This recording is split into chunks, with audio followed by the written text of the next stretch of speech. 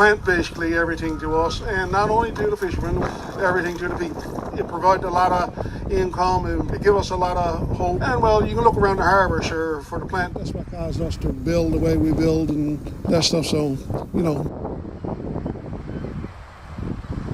I find myself when I get up in the mornings, first thing I do, come out and I turn and come down this way.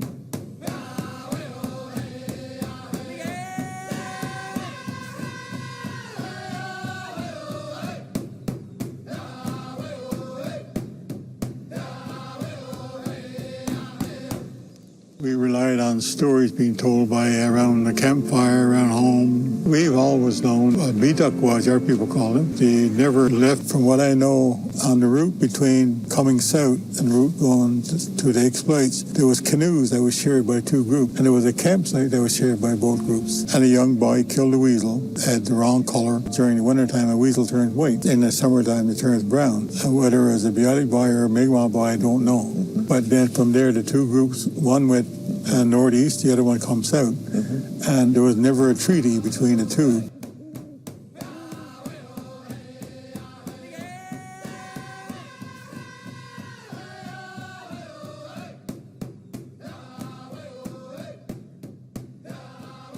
Instead of trade, Beothuk would take iron tools and rework them, and the moorings were cut on one of John Peyton's boats. March 1st, 1819, Red Indian Lake, expedition of the Peytons, last known home of the Beothuk. Sometime early morning, 3-4 o'clock, they left and went up the lake and surprised the Beothuk. John Peyton Sr. and 2 other men killed Nonasabasset.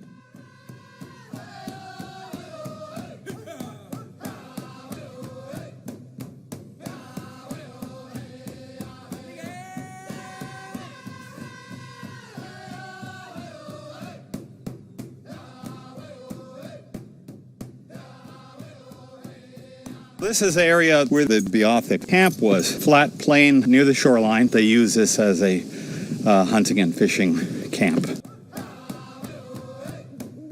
Fishermen described as Red Indians used red ochre mixed with seal grease. After the people died, their bodies were coated with the red ochre, and they called themselves Beothuk. After the fishermen would go back across the Atlantic, they would scavenge them, iron nails. They didn't really have a need for doing any trading with newcomers. Eventually, as newcomers tended to stay, were pushed back inland. The last Beothuk woman died in 1829. Culturally, they are an extinct.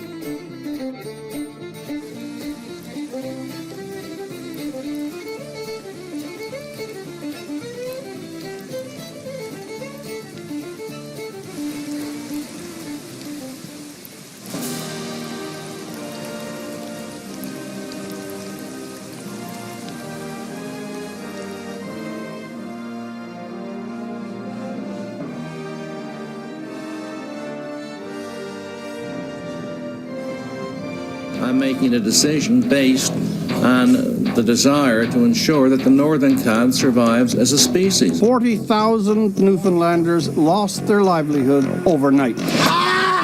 Jesus! 6 generations down the line passed out, and he's done nothing but S-H-I-T to it. I didn't abuse you. I didn't take the fish from the goddamn water. You're doing nothing. You're doing nothing. Absolutely nothing. Social services for $522. I am $2,000 behind. All these people are in the same condition. For 2 months, when the federal government closed down Newfoundland's cod fishery, it ripped the economic heart out. It threatened a way of life. The plant was basically everything to us, and not only to the fishermen, it was everything to the people. Looking at the whole area, it is devastating. It is devastating for the area. None of us believed that it was the end. None of us thought it could happen. Can't be for long. Yes, heartbreak. Heartbreak, really. That's what it is. There's different roads everybody got to take, so that's we'll go forward as it is anyway. When the fishery was doing fairly well in the 60s, 70s, people left school. As soon as they turned 16, it was legal to leave school. People went out, they were making good living. Governments were complicit in that. Newfoundlanders, for the first time, were forbidden to take fish from the sea. It's ruining the community. It's ruining the community.